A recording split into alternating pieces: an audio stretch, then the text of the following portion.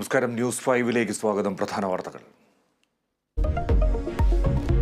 വയനാട്ടിൽ കാട്ടാനയുടെ ചവിട്ടേറ്റയാൾ മരിച്ചു. കുറുവ ദ്വീപിലെ ജീവനക്കാരൻ പോളിന്റെ മരണം ആശുപത്രിയിൽ എത്തിക്കുന്നതിനിടെ ചികിത്സ വൈകിയെന്നാരോപിച്ച് വയനാട് കളക്ടറേറ്റ് ഉപരോധിച്ച് യൂത്ത് കോൺഗ്രസ്.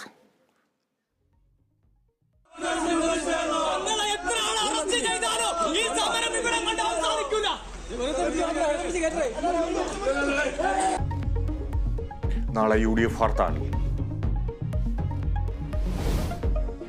മാസപ്പടി കേസിൽ SFIO അന്വേഷണം തുടരാമെന്ന് കർണാടക ഹൈക്കോടതി.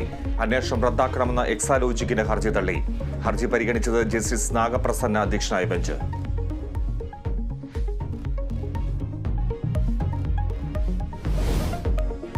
കേരള സർവകലാശാല സെനറ്റ് യോഗത്തിൽ നാടകീയ രംഗങ്ങൾ. സെർച്ച് കമ്മിറ്റിയിലേക്ക് പ്രതിനിധിയെ നൽകേണ്ടതില്ലെന്ന യോഗത്തിൽ പ്രമേയം. യോഗത്തിൽ അധ്യക്ഷത വഹിക്കുന്നതിൽ മന്ത്രി R. ബിന്ദുവും VCയും തമ്മിൽ തർക്കം.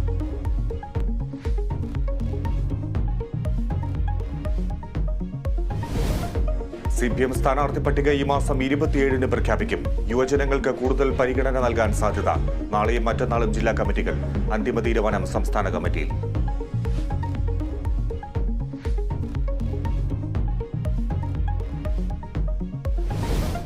കൊല്ലം പാട്ടാടിയിൽ നിന്ന് കാണാതായ 2 കുട്ടികൾ മുങ്ങി മരിച്ച നിലയിൽ. മൃതദേഹങ്ങൾ കല്ലടയാറ്റിൽ ആറാട്ടുപുഴ പാലത്തിന് സമീപം.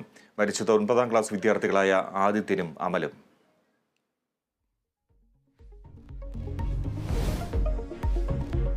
ISLൽ വിജയവഴിയിൽ തിരിച്ചെത്താൻ കേരള ബ്ലാസ്റ്റേഴ്സ്. എതിരാളികൾ ചെന്നൈയിൻ FC. മത്സരം രാത്രി 7:30.